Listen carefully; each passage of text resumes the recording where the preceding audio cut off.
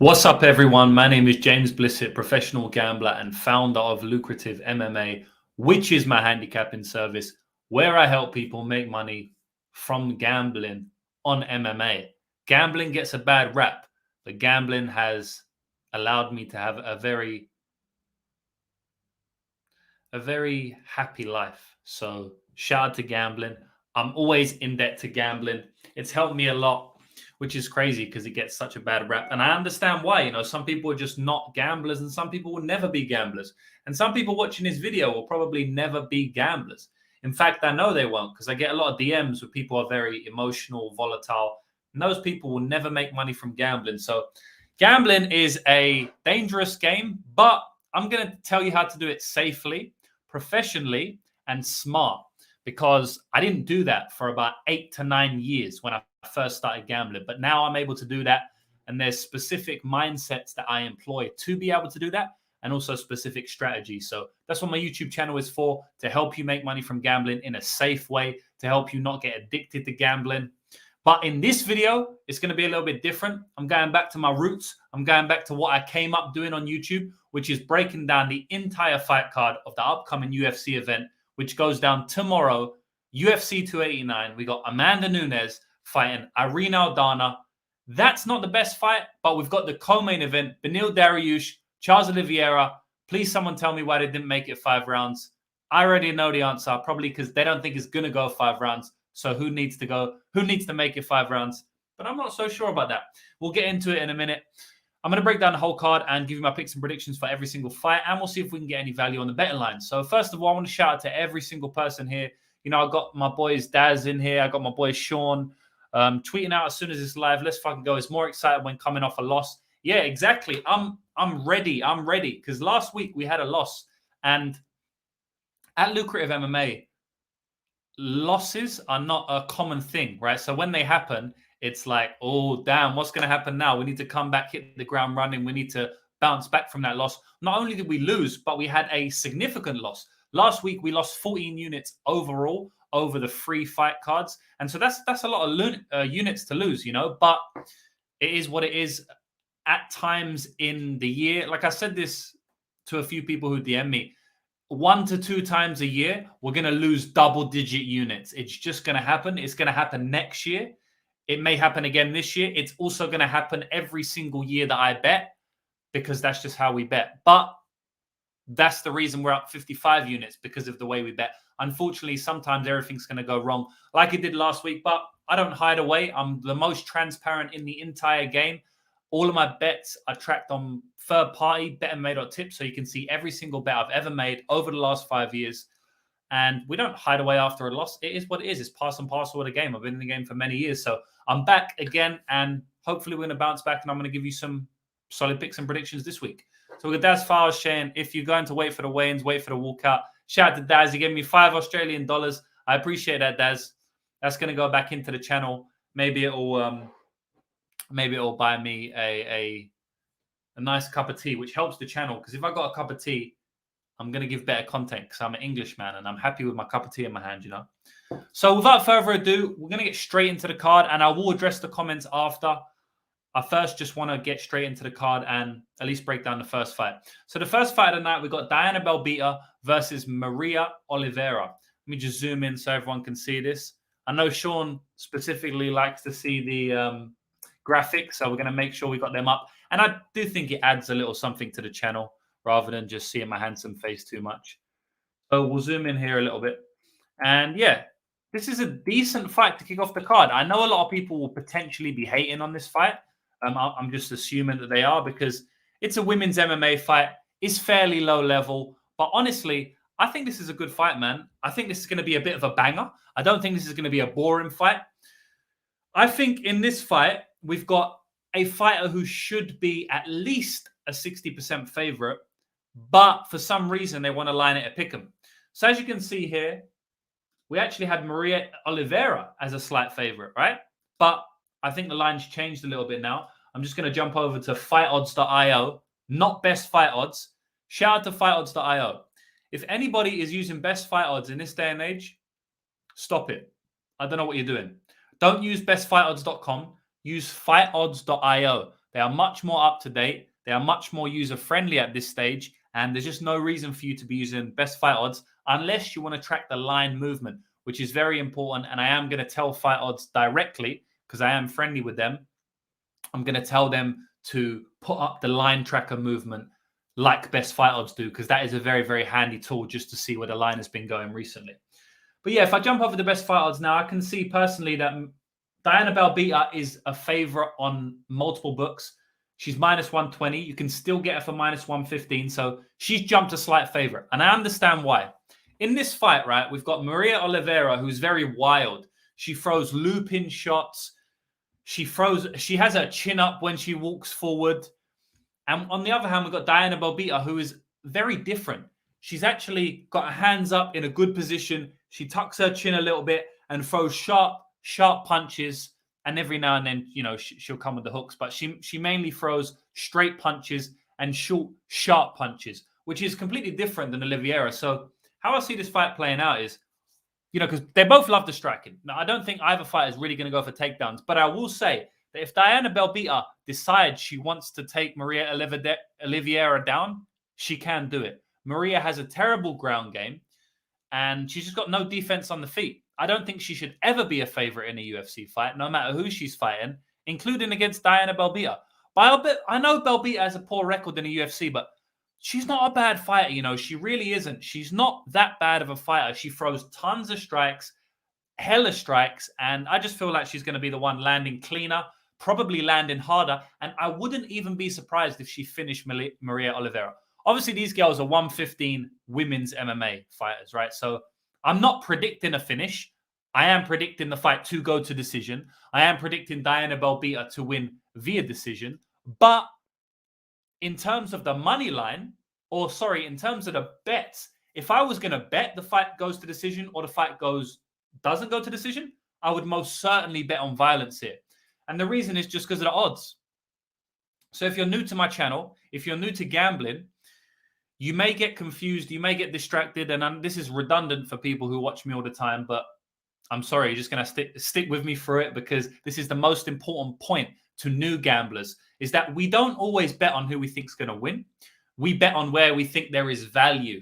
And the way you identify value is by going to my Instagram, Lucrative MMA. Follow me on Instagram, because recently, over the last few months, I've been putting out tons of exclusive content on Instagram. If you're not following me on Instagram, you're missing out big time. If anyone is following me on Instagram, let me know in the chat and let everyone else know what they're missing out on, because I upload tons of stuff on Instagram now. I've got someone who's dedicated on my Instagram channel to upload stuff. So definitely jump on Instagram. And I recently did a series explaining why we don't bet on who we think is going to win, why we bet on value, and how to find value. So go to my Instagram channel if you want to find that. But basically in this fight, if you look at the under and the fight ends inside distance, that's plus 200, guys. Plus 200, right? And the fight goes to decision is minus 300, let's just say, minus 275.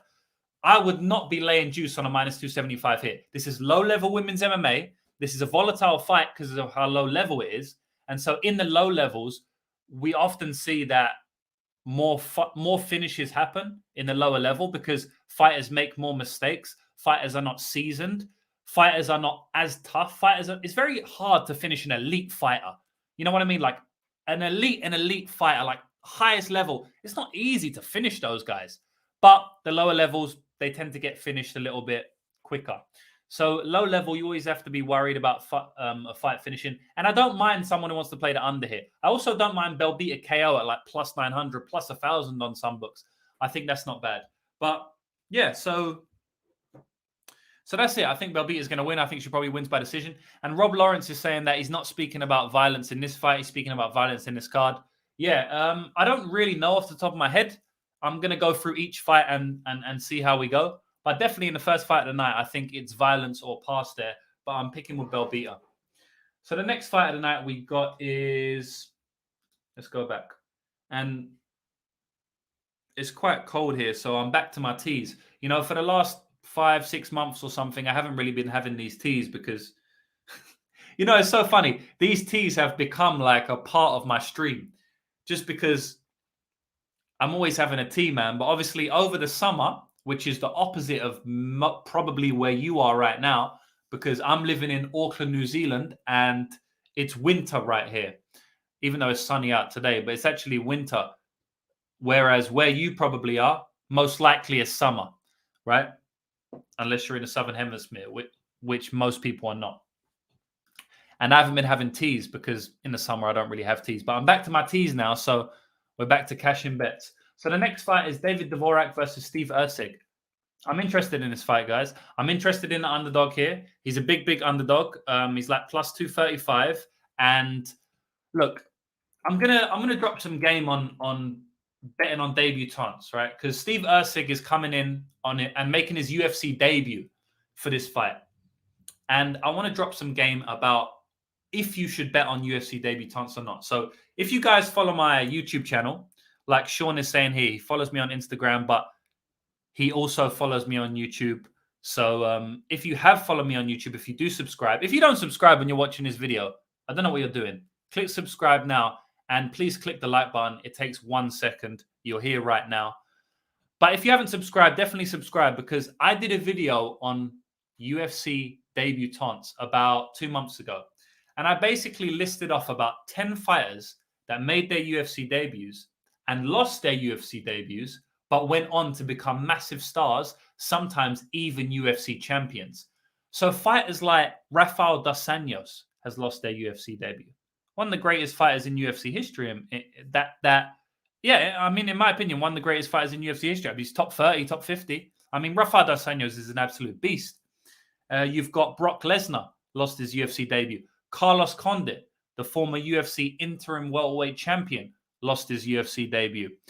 I think even Leon Edwards might have lost his UFC debut. So fighters that lose their UFC debuts, a lot of them go on to be really, right, everyone has to make a UFC debut, right? But a lot of really good fighters lose their UFC debut. And the reason is because there's octagon jitters. When you're making your debut on the biggest organization, sometimes you can be a little bit worried, scared, nervous. This can play into your mental, which obviously plays into your physical in the fight. There's many reasons, right? Taking a massive step up in competition. There's many reasons, both physical and mental, why people lose their UFC debuts. So, with that being said, I'm not really in the business of betting UFC debutants too often, just because I know that the rate of them winning is quite low. Now, on the flip side of that, which is the other side of betting on UFC debutants, and I might even make a video on this, because most fighters making their UFC debut are taking a big step up in competition, because most fighters making their UFC debut don't have that much hype around them because they're unknown. Like when Chimaev came into the UFC, he was a big favorite, but he didn't have no hype on him. In the second fight, he had massive hype, right? So when the fighters are making their debut, they don't have hype most of the time, and they're taking a big step up. So for that reason, you can actually get very, very mispriced lines. And I think in this fight, we've got a little bit of a mispriced line. Now, I'm not going out there and saying Steve Erceg is going to win this fight outright and he deserves to be the favorite. I don't think he does. I do feel like Steve Erceg shouldn't be plus 230, plus 240, whatever he is. But I still think he should be an underdog. I still think Dvorak should win this fight. But how I see the fight breaking down is we've got one fighter who, in my opinion, pushes a good pace, Steve Erceg, is in it to win it, Steve Erceg, has a good mentality for the game, has very good grappling, has good grappling, has very good back takes. I think he latches up submissions quite well. He's got a big reach advantage here.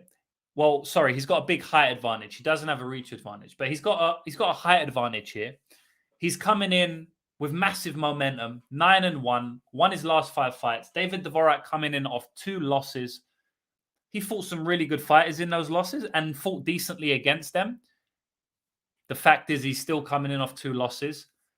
And I just like the value I see on Steve Erceg here. I think he could do it. This may just be a position where David Dvorak is a level above and it is what it is. He's going to win. And I could definitely see that. It's definitely possible. You know, maybe Steve Erceg's a bit of a gasser. We saw in that Cody Hatton fight that he looked like he tired a little bit. But he came back strong in that fight and ended up winning the decision. So what that showed me is that, yeah, maybe he's a bit of a gasser, but he pushes through well. And I don't know if he's definitely going to gas, because that was the first time he got out of round 1. I think he had a round 3 finish before that, off the top of my head, but he hadn't been out of round 1 a lot, right? And when he came out of round 1, he tired a bit, but he came back and won the fight. So I like Steve Erceg. I think he can get the grappling going. I think if this turns into a grindy grappling affair, it favors Steve Erceg a little bit more. So I'm on a Steve Erceg side here, definitely for the value, plus 235. It's not a bad bet in my opinion. All right, moving on. So the next fight is Blake Bilder versus Carl Nelson. And I'm not going to take too long on this one, guys, because on the one hand, I have a strong opinion that Carl Nelson shouldn't really be a plus 250 or whatever he is. Or, it's not even that Carl Nelson shouldn't be plus 250. It's more like Blake Bilder shouldn't be minus 250. So I just can't really get behind Blake Bilder as a massive favorite in the UFC against anyone, even Carl Nelson. Now, the reason is because, first of all, Carl Nelson has a lot of UFC experience, a lot more UFC experience than Blake Bilder. He's fought at a much higher level than Blake Bilder. And I know he hasn't performed well as of late. We had that draw against Doo Ho Choi, which was just a very weird fight. And then in the Jai Herbert fight, he just looked scared, looked like he didn't want to throw a punch.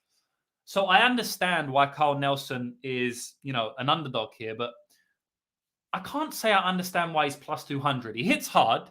He hits hard early. He still packs power, and he's going to go out there and fight for the most part. Now, I will say that recently his performances have been a bit lackluster, but we can't judge somebody on one performance or two performances too much, right? We can't do that. I feel like we have to give people passes. Yes, they may have one bad fight, two bad fights, but it doesn't mean they're a terrible fighter now. Oftentimes we see this. Guys go through, 2 fights where they don't look that good, and then they come back and they look great, So we can't judge him too much. I know he hasn't thrown a lot of strikes, but this could be a fight, especially Blake Bilder. He's taking a step down in competition here, in my opinion.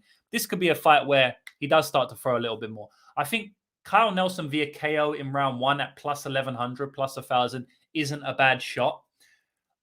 I don't know if I'm going to be making it an official play. I'll chuck $100 on it or something, a very small amount of money for me, but I'm not going to be chucking like a lot of money on it. And, we got Sean here saying Nelson's fighting for his job.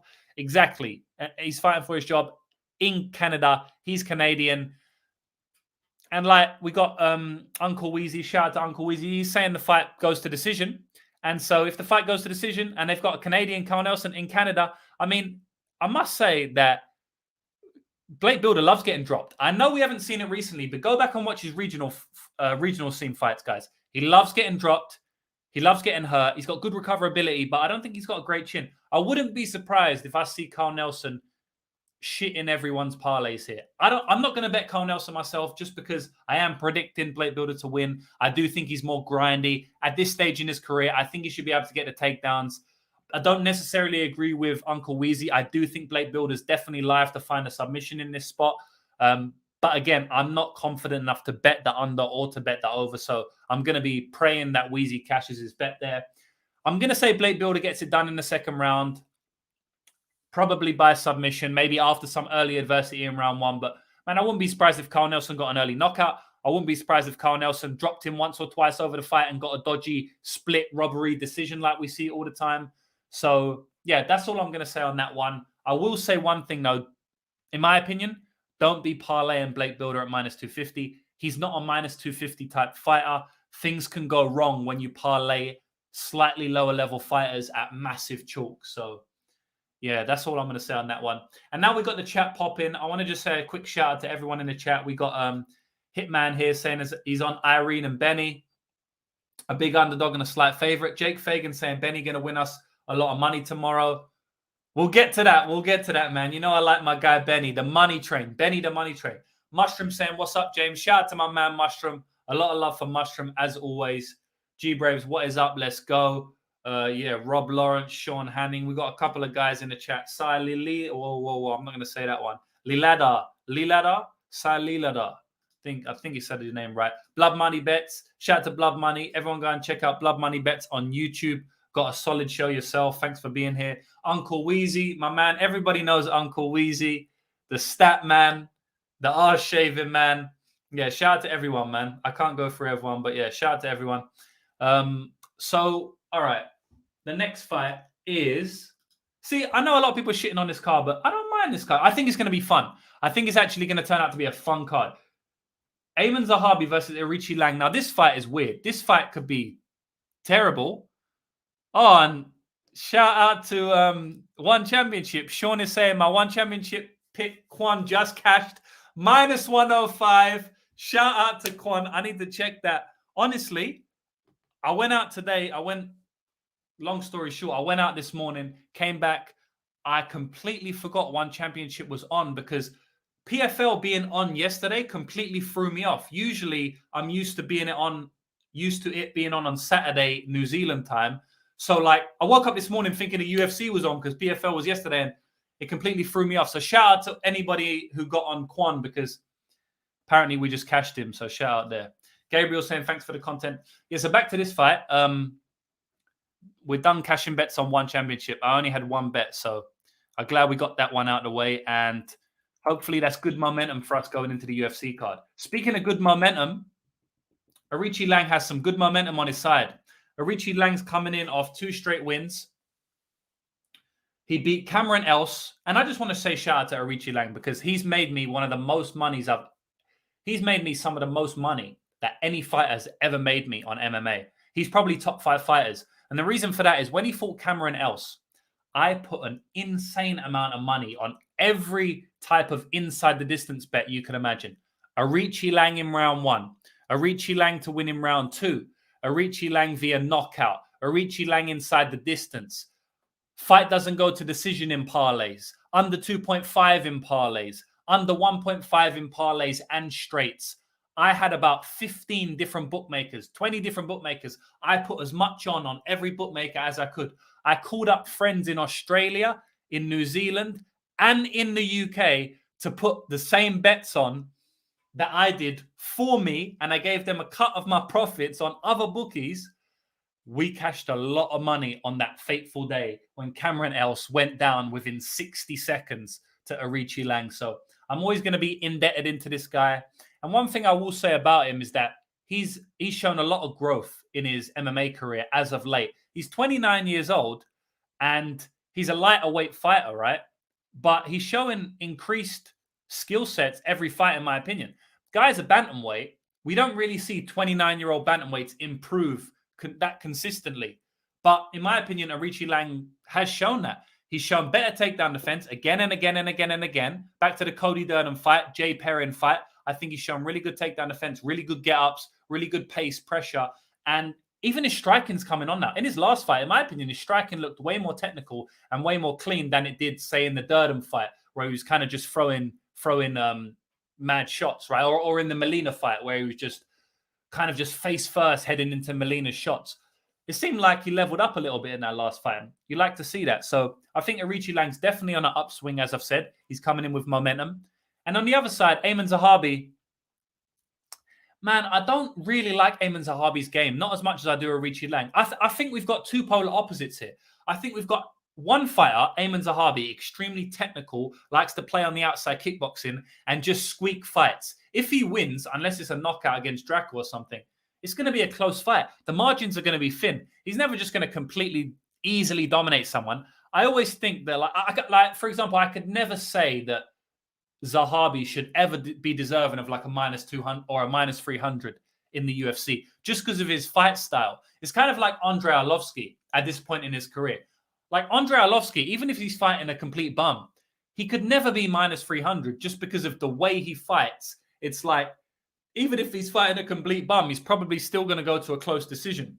And that's how I feel with Zahabi. Like, I feel like even if he wins a 30-27, some of the rounds are going to be, the sequences are going to be close. Whereas I think Erceg Liang has a chance to steamroll dudes. You know, I think Erceg Liang can knock people out. I think Erceg Liang can dominate every round type thing. And that's just because of how each fighter does put their foot on the gas. So Erceg Liang walks forward like a demon and Zahabi just stays back. I will say though, Zahabi's a good striker. He's a good technical striker. But In this fight, I just don't see how he can be the favorite like he is here. He's a slight favorite. Or if not favorite, I don't see how he can be evens, you know? I would make Arichi Lang a 60% favorite here. He's not going to have to deal with the grappling, which has been a good way to beat him in the UFC so far. I know he's lost striking fights. I know Molina's dropped him a few times, but the way to beat Arichi Lang, it seems like, is taking him down, right? Because he's a good striker. And Zahabi's not going to be shooting takedowns here. I mean, maybe he shoots one or two, but he's not going to be going and just shooting takedowns. And even if he does, he's not holding Arichi Lang down. So I think Arichi Lang's a good spot in this spot. I think he's going to land the heavier shots. I think he'll probably land more damage. And I think he's going to be the one pushing out the pace, pressure, and more importantly, volume that wins him a fight on the judges' scorecards. I will say that if he doesn't show the improvements that I think he will based on his last fight, if he goes back to this mad brawler, I think Zahabi can catch him straight down the middle, and I do think he can hurt him, and it could change the tide of the fight or win the round. So there's definitely a path to victory for Zahabi there. I'm not saying there's not, but I like Arichi Lang overall, and I think the price is decent on him as well. Now, speaking about the price is decent, we're just going one into the other now. This is a lot of momentum. Speaking about the price is decent, this price is strange to me. And I'd like someone in the chat to convince me that Miranda Maverick should be a minus 300 favorite. She's minus 300, guys. I mean, how can she be minus 300? Like, I understand she should be a favorite. I understand she's the better striker. I understand her wrestling is about the same, probably. Like, I understand that she's not really outmatched anywhere in this spot. Cardio, like, Miranda Maverick is either better or the same in almost every aspect, apart from maybe, and I say maybe because I really don't know until they're in there, physicality and probably pace and aggression. Jasmine definitely has higher pace and aggression than Miranda Maverick, but Miranda's the better striker, potentially a better wrestler, maybe a better grappler. Like, she's either better or on par with Jasmine at every aspect of MMA. But, and I say a big but, the margins are still very slim. The margins are still extremely slim. Even if, Miranda's a better striker, but by how much? It's not by a lot. It's by a minuscule amount, right? Yeah, Jasmine, maybe Miranda's a better striker, I meant to say. Maybe Miranda's a better wrestler. Maybe, I don't know. But if she is, by how much? Could she still get taken down? Of course. Is Jasmine live to win the striking at points? Yes, she is live to do it. I do think she can land a couple of strikes. Is Jasmine live to hit a takedown or two? Yes. Is Jasmine alive to win a round or two on top? Yes, of course she is. I don't think anyone can argue against that. And that's why I've asked everybody in the chat to please open my eyes. Tell me what I'm missing, because when I watch tape on these fighters, yes, I think Miranda Maverick is a better fighter. And yes, I think she probably wins this fight by decision, but I do not see how she's minus 300 in this spot. I don't even see how she's minus 200 in this spot.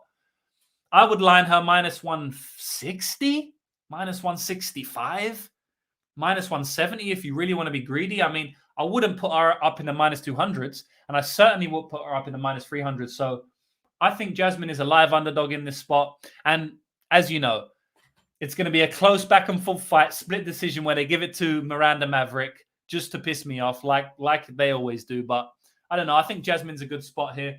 Jake is saying that there's a 30-cent line movement to Jasmine today on Pinnacle. And yeah, of course there is. I completely understand it. Why wouldn't there be? I mean, there's no way Jasmine should be a massive underdog like this. But as far as I can see on multiple books, she still is. So if you can get Jasmine at plus 250, like I got her, I think I might have even got plus 260. I think it might have been plus 250. But yeah, man, I like Jasmine in this spot. I'm ready. I'm ready for a close back and forth affair. I'll say that. Uncle's saying that the Jasmine decision line has been calling him all week. Yeah, the thing about that is, like, it wasn't that better than the money line. And MMA is such a mad game. I mean, I know we saw when Miranda Maverick almost got submitted about 10 times by Erin Blanchfield. Okay, Jasmine's nothing like Erin Blanchfield, but just in terms of the volatility of that fight, and I know we saw when Miranda Maverick knocked out Joe Jua on the books in round 1, Joju is a tough girl. You wouldn't feel she'd get knocked out. Doctor stoppage. Just a bit weird. So me personally, when I'm betting money line versus prop, I like it to be quite a bit different. And as far as I remember, it was fairly close. So we've got plus 250 on the money line for Jasmine. But then Jasmine decision, they got plus 300, Wheezy. Do you know what I mean? You got plus 250 versus plus 300. I don't have it in me to go plus 300. It's not much better for me. And, anything can happen. And Jake's saying the plus 3.5 spread is nice. Yeah, I know. I've heard a lot of people speak about that. A few people on Liam's stream. I was out. Shout out to Liam Picks Fights. I was on his stream yesterday. And a few people in the chat were saying that as well. I think you was in the chat, Jake. So maybe you was the one who said it as well. But I remember a few people mentioning that in the chat. And that's not bad. I would say that Jasmine can definitely win a round or two here. So yeah, I wouldn't mind that. Yeah, Uncle's saying plus 340. So, man, Unc, that's a lot better than plus 300, I will say. But then, like you say as well, anything can happen. So, yeah, when I'm getting plus 250s, I really don't like to look into props unless they're massive. One thing you can get about, oftentimes, if you get a massive underdog, and this is some game for anybody watching betting on MMA, if you get a massive underdog, and most of the time, their inside the distance will be massive, or their win condition will be massive. Now, when it's points, usually it's not, because more fights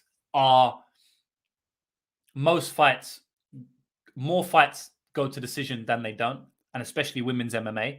But for example, if you're getting like a plus, like for example, Steve Erceg, right?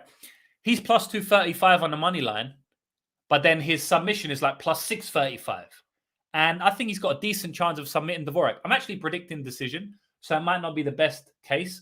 But the point being, when you get a massive underdog, oftentimes their win condition is an early knockout or something. That's why they're a massive underdog, right? Like Carl Nelson. Carl Nelson is a good example. He's a massive underdog plus 200. If he's going to win, half of the time at least, most of the time, it comes inside the distance. And definitely most of the time, it comes inside round one. But you're paying plus 200 for his money line, but then like plus 600 for inside the distance or KO, and then plus 1,000 for KO 1. So oftentimes, if you get an underdog, try and look at their win condition or their most likely win condition. It's blown out because the underdog line's already blown out. So the prop line, the specific prop line, is massively blown out. With that being said, we'll move on to the next fight. I like JJ for the upset win, or at least for a bet. Nastadina Marvel versus Chris Curtis. This is a fight that I don't really have a massive opinion on. I think it's going to look fairly similar to the Buckley fight with Marvov, to be honest. I think Buckley's going to do his thing for 2 rounds. I think he's going to look really smooth, really smart. I think he's going to do some cool things that get the crowd hype. I think Chris Curtis is going to be stuck in the mud a little bit.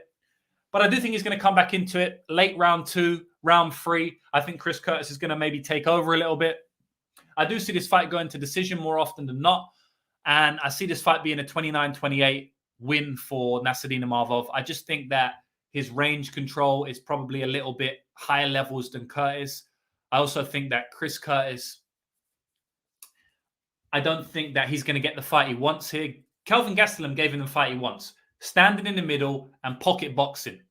And every now and then he threw a kick. Marvov's not going to do that. Marvov's not going to stand in the middle and pocket box. Marvov's going to bounce in and out of range, couple of 1-2s, decent teeps, do some decent stuff with the lead leg.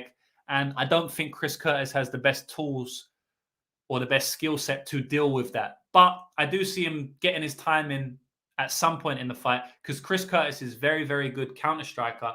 And what that means is he's very good at his timing, right? Judging his timing, when to time his opponent. But it might take him a round or two to get him Marvov's timing. But once he does, I think he can win the round for sure. So, I mean, for me, I'm calling it about a 29-28 win for Marvov. And for that reason, I don't really have much interest in betting him at minus 160. Also, because he could potentially gas here. And Chris hits really hard. And if I'm saying Chris is probably going to win round 3, and Marvov's probably going to win round 1, I'm pretty confident I'm more confident in Marvov to win round 1 than I am Chris Curtis to win round 3. Chris Curtis always loses round 1. I'm pretty confident he's going to do that now. So if you want to bet Chris Curtis, I'd honestly say just chill out. Don't lay the plus 130. Just live bet him after round 1 because I think he's probably going to be about plus 230 because I think Marvov's going to win the first round, fairly comfortably 8 out of 10 times or something, maybe even 8.5. So that would be my way to target the fight. I would be playing maybe a Marv decision or maybe a Marv money line if you really liked it, and then jumping on Chris Curtis after round 1. But I'll go with a Marv to win via decision in this one as my official prediction. So we're getting through this card. We're smashing it out. I didn't want to be on there too long, so hopefully we can do it within 45 minutes or so. Uncle Weezy's saying he took the Curtis finish only prop at plus 106. Love his durability, and also took a really small shot on Chris Curtis. KO round 3 at plus 2100. Very interesting fight.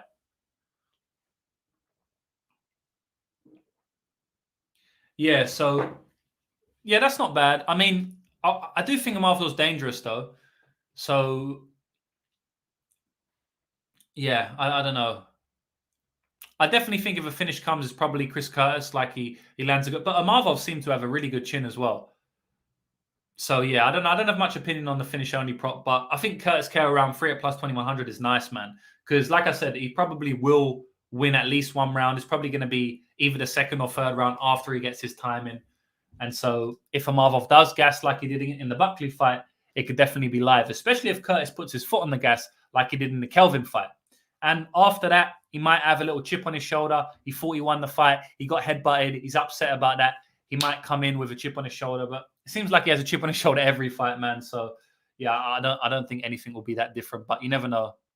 So the next fight, Eric Anders versus Marc-Andre Barriault. Yeah, I'll be very interested if anybody in the chat, Blood Money, Wheezy, Sean Daz, anybody in the chat, Jake, have any opinion on this fight, or not any opinion, but a strong opinion on this fight. Because in my opinion, it's very hard to have a strong opinion on this fight. Both fighters are fairly similar. Both fighters do a fairly similar thing when they're in the octagon. I think they're just very similar fighters, and I just don't see this fight, unless it finishes inside the distance, which is definitely possible because it's going to be a high-paced fight. Both fighters are going to continue pushing the pace. I think Eric Anders hits sneakily hard. Andre Barriault is kind of just a punching bag, even though he's really tough. So I do think it could finish inside the distance. I am actually leaning the fight to go over. But what I was going to say is I can't see this fight being anything other than a close fight if it goes to the scorecards.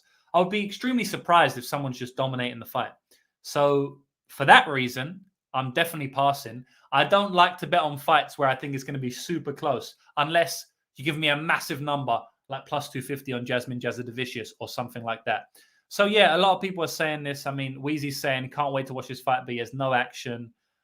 Sean is saying no action on this one, but should be fun. So yeah, Jake, I don't know what to make of this one. Yeah, so I think we're all in agreement there. Daz Fowler is saying his opinion, just fake Canadians. They're too nice, but I like MAB. Yeah, I know MAB seems non-Canadian because he's a French Canadian, right? So like when he speaks, he's got that French accent. So you think, oh, you know, he's not Canadian if you're not from Canada. But yeah, man, I think we're all in agreement here. Dodgy fight, close fight, kind of could go either way, a little bit volatile. Next. And the next is the second fight on the main card, Dan Ige versus Nate Landwehr. This is one of the best fights on the entire card. It could finish early, which means it won't be the best fight on the card. But if it doesn't finish early, they're going to war. They're going to war. Nate the Train is an absolute legend. I love Nate the Train. If anybody is depressed right now, go and watch Nate Landwehr interviews, and you won't be depressed for long. The guy's hilarious. The guy speaks like he fights. He's a ball of energy when he speaks, and he's a ball of energy when he fights. He's a tough motherfucker. He's from Tennessee, down south. He's a wild man, and you got to love him. You got to love Nate the Train. Unfortunately, in this fight, I think he's a little bit in over his head. I think Ige's just a level above in MMA, man. Sometimes you get fights that the fight is just a level above in MMA, right? And I do think that Ige is a level above in MMA.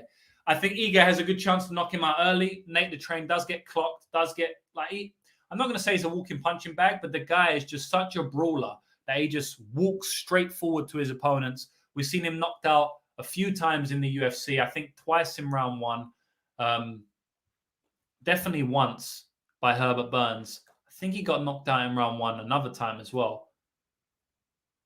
And then obviously he's been hurt many times in the UFC. He got dropped by Obama hard, not by Obama, by Onama. He hasn't fought Obama. He hasn't fought Gregory Rodriguez yet. They're in different weight classes. But he got dropped by Onama, and then he got tagged up a little bit by Austin Lingo. Not really, though. I bet Austin Lingo there, and I was a little bit annoyed because I thought that Austin Lingo could push the pace. But, I mean, when he hurt him, or when he clocked him, I thought he would push the pace. But obviously, there was no bueno. So he has been hurt multiple times in the UFC, is my point. So I could definitely see Ige getting another KO here. But if he doesn't, it's going to be a back and forth fight. I just think Ige has much better boxing. I think Ige at this point is just too much of a veteran to get dragged into this type of war that Nate Landwehr brings. Nate Landwehr needs the fight to be crazy, sloppy, a bit of a war. And Dan Ige, I think he's so sharp and so crisp with his boxing. I don't think he's going to get dragged into a war here. He's 4 years younger as well. He's fought at a much higher level of competition. He's beat better guys. Yeah, I just think Ige is going to get a win here, either by knockout in round 1 or by decision. I could see it being a decision if it's just back and forth war.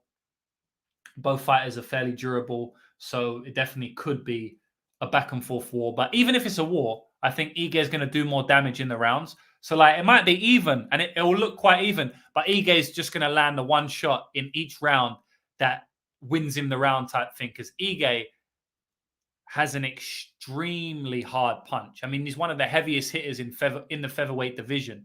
And so, yeah, I think he's probably going to win this fight for sure. So Daz Father saying, Ige going to get club sub, my sub at plus 800. Damn.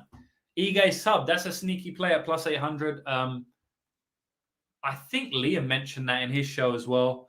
But yeah, I mean, I definitely think if he gets a finish, it's going to be by TKO. But good luck to Daz on that bet. The next bet, or the next fight, is Mike Malott versus Adam Fugitt. Yeah.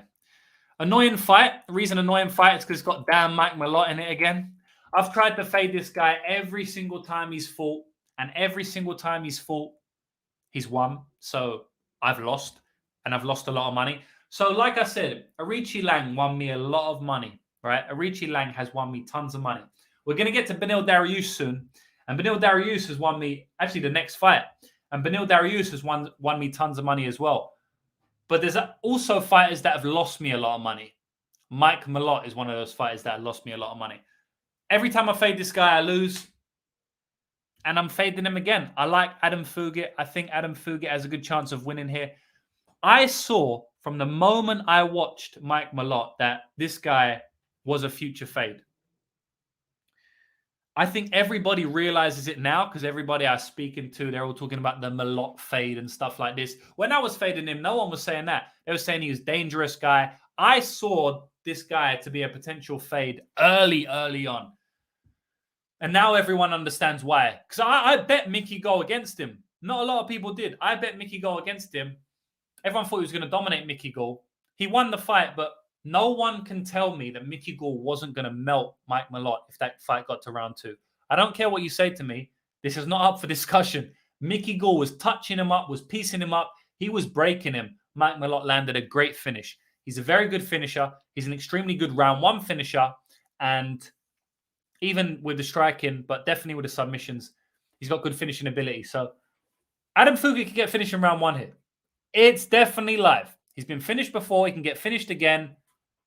I'm almost leaning that Mike Malott does get a first-round finish, but at some point, Mike Malott's going to get broken by someone, and Adam Fugitt is the perfect archetype to do it, honestly.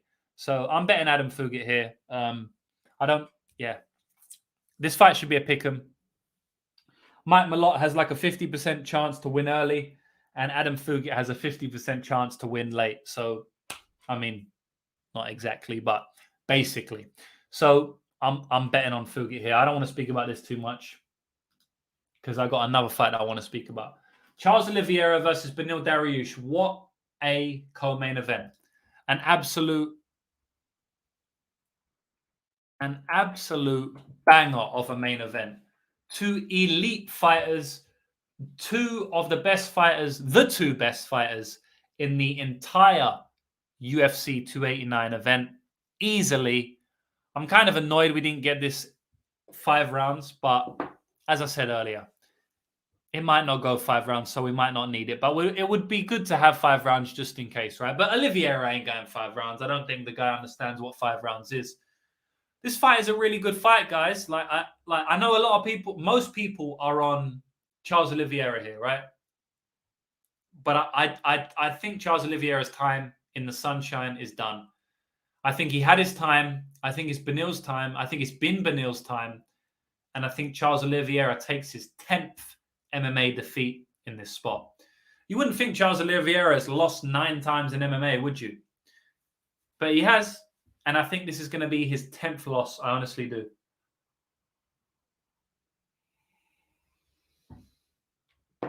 Beneil Dariush is an elite fighter, man. Beneil Dariush has won me maybe the most amount of money I've ever won on MMA. I had a massive, massive, massive bet on Beneil Dariush at -160 against Tony Ferguson. 30-27, dominated easily, almost stopped him with a knee bar. I also had him inside the distance. And when he got that knee bar, I was like, are you taking a piss? Tony's not going to tap. Bust up his knee, everything. Tony's just an insane dude. The guy would never tap. But Beneil Dariush, in my opinion, at this point in his career, I think he's got what it takes to beat Charles Oliveira.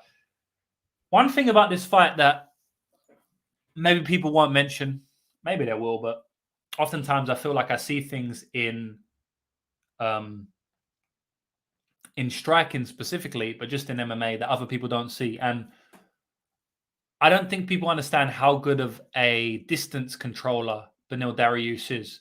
So Beneil Dariush with his left kick is a very, very good distance controller. And what's happened in Charles Oliveira's recent fights? He fought against Justin Gaethje, who loves to fight in the pocket. He beat him. He fought against Dustin Poirier, who loves to swing and brawl. He beat him. He fought Michael Chandler, who loves to fight in the pocket, swing and brawl. He beat him.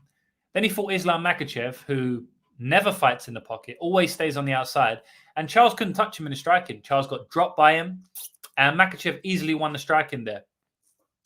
And I know Dariush can be sucked into a brawl, so that is a little bit of a worry here. Dariush may be sucked into a brawl by Charles. It's possible. But I think if he stays on the outside and doesn't get sucked into a brawl, I think he has the skill set and the striking prowess to make Charles look a little bit amateur on the feet. Kind of like how Makhachev made him look. You know, Charles thrives in the clinch. Charles thrives in a massive, crazy chaos brawl. Beneil has the skills to stay away from that brawl. Whether he does it or not, I don't know. And if he doesn't, it's going to be a 50-50 fight, whether Charles can land the strikes or Beneil can land the strikes. Because let me tell you something now. The only criticism I can have of Beneil is not even the cardio, because it seems like his cardio is good. He just looks tired. The only criticism I have of Beneil is that I don't think he has a good chin, and I definitely think he's vulnerable to be knocked out. I honestly do. And Charles Oliveira can knock you out, man. He can put it on you. Charles Oliveira can crack, and he has very crisp shots, very straight shots, very, very good Muay Thai, very aggressive Muay Thai, but sharp Muay Thai, crisp Muay Thai. You know, you won't see him throw like a mad hook like that. I mean, maybe when he's closing range, but like you will see him, you know, hands up, throw short, sharp shots. You know, the elbows come bomb, elbow, like the hooks are tight. You don't see him throw like wild hooks, you know, or like coming over the top like you'll see Dariush. So that is a little bit of a worry that if Dariush does go into a little bit of a brawl, which he can be dragged into, then I do think the short, sharper shots of Charles will win that specific fight. So it's really going to be if Dariush is able to use his striking prowess to stay on the outside or not. I do think he can do it, and I do think he has the skill set to keep Charles at bay. And then I think he can get takedowns whenever he wants as well, which people are not speaking about because, well, I assume people are not speaking about. I've done one podcast this week and I've spoken to a few people in the DMs and nobody seems to think that Dariush can take him down. Or I think maybe they think he's too scared to take him down because Charles got great grappling. But I don't think Charles is subbing Dariush, man. Dariush is an elite jiu-jitsu player. Elite. If he gets subbed tomorrow, I think it's probably because he got hurt on the feet first. I'll be extremely surprised if Charles was able to just submit Dariush just in open jiu-jitsu, or if Dariush gets a takedown. Maybe he jumps guillotine or something, but I honestly don't see it. So I think Dariush can break Charles' crazy pressure by the takedowns, and he can dictate the range with his striking. So a bit of a longer breakdown on this one, but I think I've covered a lot of points, and I think I see the fight quite well. Now, when they actually get in there, who knows what the fuck's going to happen? At the end of the day, if Dariush says, fuck this, Charles has got a bad chin, I'm going to knock this dude out. Well, then he opens himself up to a brawl, and in the brawl, I slightly favor Charles. Although Dariush can easily win a brawl as well. Easily. Charles gets dropped every single fight. Dariush doesn't. So that's my breakdown on the fight. I understand why Dariush is a favorite. I think he should be a favorite. But he's going against one of the most dangerous men in the entire sport. The man with the most submissions in the entire sport. So, yeah, man, I can't wait for this fight. I haven't decided whether I'm going to bet. Yeah, so, Marshall, what an awesome fight. Absolutely awesome fight, man. One of the best fights we're going to see this whole year, no matter how it goes down. Gabriel's saying, is there value on Dariush? Yeah, so I don't know if I'm going to bet it yet. I'm waiting for the Charles money to come in, because Charles Oliveira is one of the top 5 most famous fighters in the entire sport, and one of the top 5 most hyped fighters in the entire sport. So when you're top 5, oftentimes you get an influx of public money coming in on you because there's so much hype on him. So I am kind of waiting for that public money, but I don't know whether it's going to come or not. I do think there's some value on Dariush money line. Maybe I bet him. I'm not 100% sure yet. Bobbitt's saying he's more excited for this than Poirier Gaethje easily. It's not even close. Poirier Gaethje, I'm fairly excited, but Poirier Gaethje are on their way out, man. I mean, Poirier Gaethje, I feel like I've seen it 10 times, you know what I mean? Just with Poirier and Gaethje and Chandler Poirier and Gaethje and Chandler, and I feel like I've seen it a million times. But yeah, this fight's way better in my opinion. So we've got Uncle Weezy saying, I think Charles's pressure is going to be difficult to deal with. If Dariush can stick to the game plan and wrestle and stay safe on top, he should win, but Charles is going to bring a fight. Yeah, it's going to be insane, man. It's going to be really, really insane. But I do think that if Dariush fights smart, which sometimes, like a lot of times he does, sometimes he doesn't, but mostly he does, but sometimes he doesn't. I think if he fights smart, he can also win on the feet. And I think he can clown Charles a little bit. I think he can make Charles look a little bit amateur on the feet, which I think no one's going to be saying that, right? Most people will think Charles has better striking, or at least at parity. I actually think Dariush is the much more cerebral and technical striker in there. And I do think he can clown Charles if he sticks to the game plan.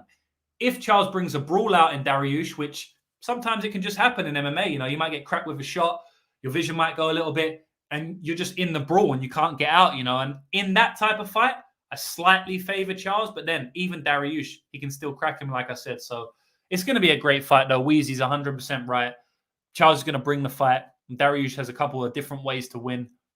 It's going to go down. I will say that I don't think Charles will really win a decision here. I mean, I think he's going to be losing until he wins, or he just wins early. So that's another reason to favor Dariush. I think Dariush can submit Charles.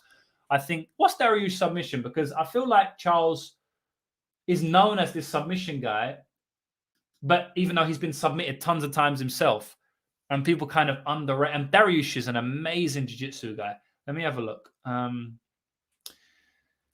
I think come round 2 or round 3, yeah, Dariush submission is plus 450. That's not bad, you know, because Dariush TKO is plus 250 to our plus 300. So, yeah, I don't mind Dariush submission. I wouldn't play it, though, just because, yeah, I mean, as I said, what I was going to say, Dariush can win by submission.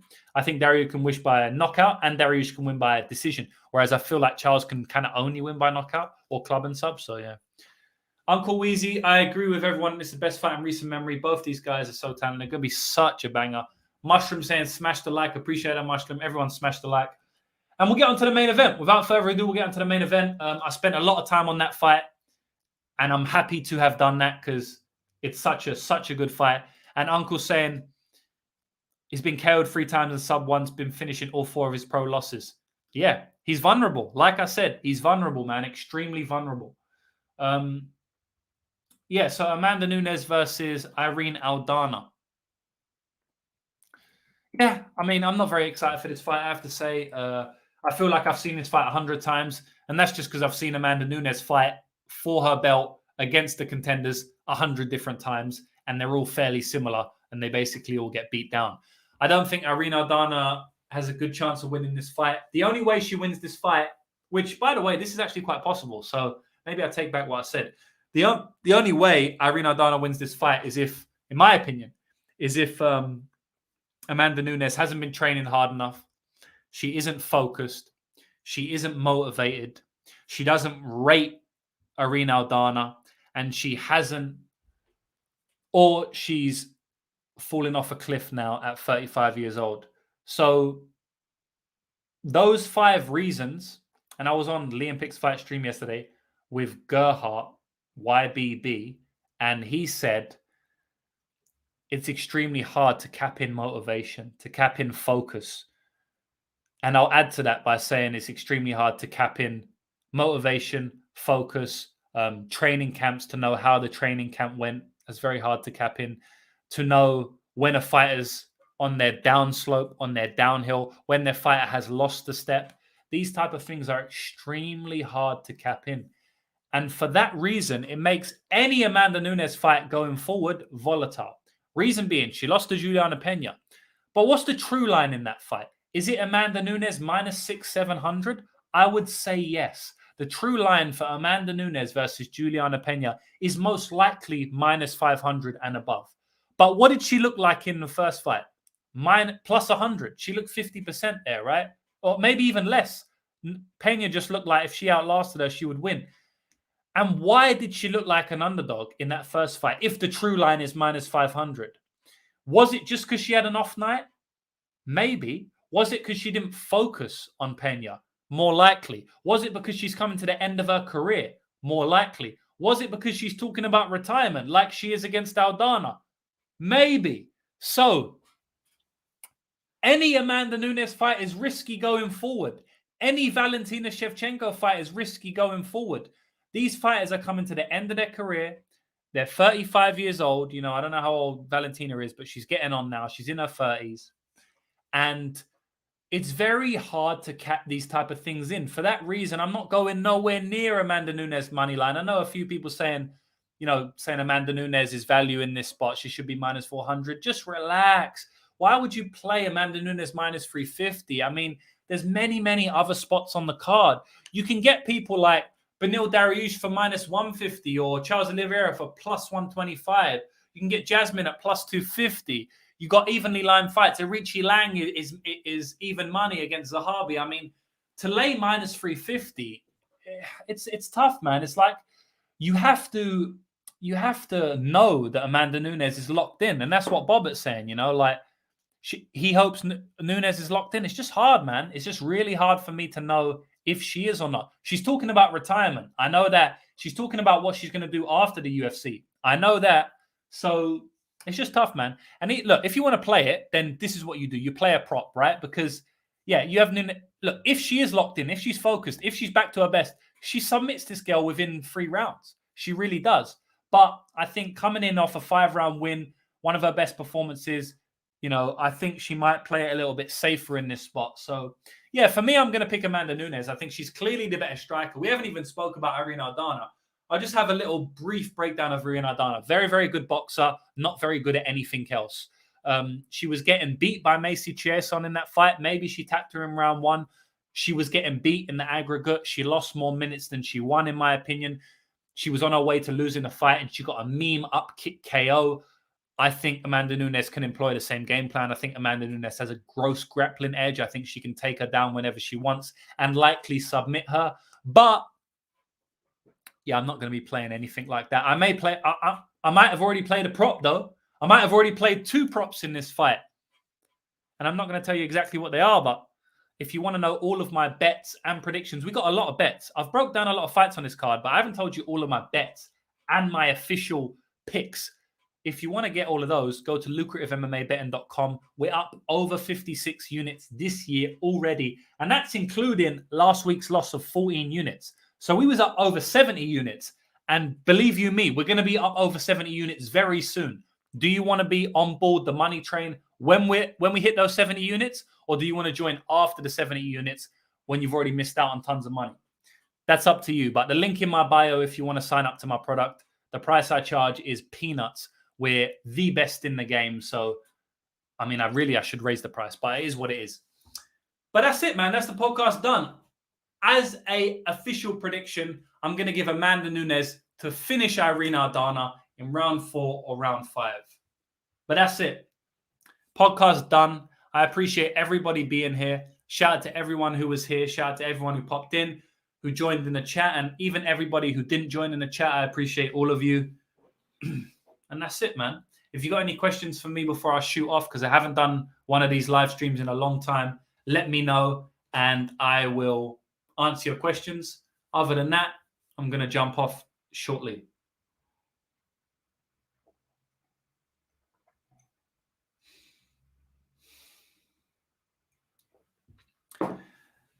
Yeah, so we got Daz is saying she's probably retiring. Don't like betting retirement fighters, but have her by sub. Yes, same. I don't like betting retirement fighters, man. It definitely worries me.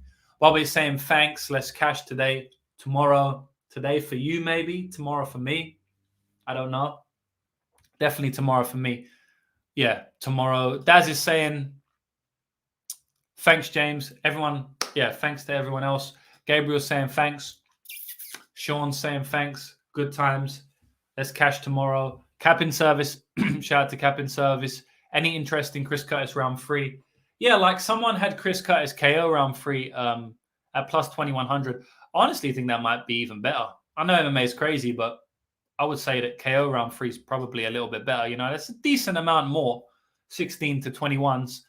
Yeah, it was Uncle Wheezy saying that. Yeah, it's decent. I mean, I won't be playing it myself. But it's worth a little sprinkle, I would say. Yeah, why not? So that's it. That's it, guys. I'll be back next week with some content, whether it be breaking down the card. We're on I think it's like a 4-month streak now of a UFC event every single week. So I'm locked in most of my time. I know a lot of people DM me, oh, man, you don't do a lot of breakdowns anymore. Most of my time is going to other things these days, especially the new Elite Zone that I've put out on my website. So if you don't know what the Elite Zone is, that's what's taking up a lot of my time every week, among other things. But the Elite Zone takes up a lot of time. What I do for the Elite Zone is I break down every single fight on the card on all major events, UFC, PFL, and Bellator. I break down every single fight. In a paragraph, I give all of the information about the fighters, what I think is going to happen, and then I give my pick and prediction at the end. And I do that for every single fight on the card. I did it for 23 fights this week. So I did it for all of the UFC fights and all of the PFL fights. I also have my degenerate parlays on there. We've already cashed a full plus 1,400 degenerate parlay, which pays for the next 14, right? So we've already cashed one of those. I got 3 degenerate parlays every single week that I'm personally gambling. And so everyone on the Elite Zone hops on those with me. And we got my long shot prop bets. We've cashed almost one every single week. They're always plus 700, plus 800, plus 900. We've cashed on about 4 of them over about 6 weeks since the Elite Zone has been up. So 4 out of 6. And if you cash one, they're plus 700. So they pay for the next 7. And so, you know, we've typically got about 4 or 5 of them every single week. So we're batting well above board on those. So we've got those, and we've got the betting leans, which I know people don't like that word. I don't like that word either. But basically what that means is bets that I think have value, but I haven't bet. There's many, many reasons why I don't bet on something, even if I think it has value. I won't go into them today, but it could be because I already am overexposed on a specific fight, or I'm waiting for weigh-ins, or I'm protecting the bankroll on us, but whatever it is. So we've got that, as well as the regional scene betting tips. This week, we had 1 regional scene bet, 1 championship, Quan. That cashed, apparently. Word to Sean. So, yeah, I mean, there's a lot of stuff on the Elite Zone. That's what takes a lot of my time. If you want to sign up to the Elite Zone, you can go on my website. The Elite Zone, stay killing it every single week. Sean, my man, is in the Elite Zone. He's saying the Elite Zone rocks. Hardest working dude in the biz. Love those degenerate parlays. We got a couple of degenerate parlays this week. And I know Mushroom loves a degenerate parlay. So hopefully we can cash one this week. And yeah, that's it. Great work and sharp takes as usual, James. You know what? For everybody that stayed this long, I'm going to give a degenerate parlay. Not one from the Elite Zone. They're exclusive. I'm just going to give one off the top of my head right now. And I'm going to bet it right now. So this is not financial advice. So I'm not going to say let's bet it together, but let's bet it together. I'm going to bet right now. We'll have a degenerate parlay. We'll pick just for Mushroom. Mushroom, this is just for you, bro. But anyone else watching, you can jump on as well. I'm going to do like a 4 or 5 team parlay. What should we do? All right. And this is going to be a parlay, a very risky one. We're going to try and win a lot of money. All right, let's take what we got. All right, Jasmine Jazadavicius by points. Shout out to Uncle Wheezy. We're going to go by points because this is a degenerate parlay and we don't care about what's the best bet. We're just being degenerates. Jasmine Jazadavicius by points. Adam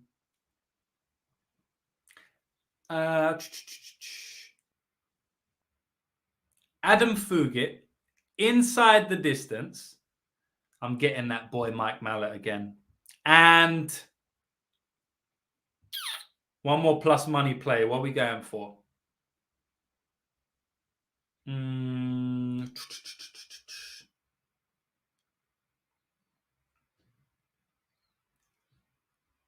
more plus money play, boys.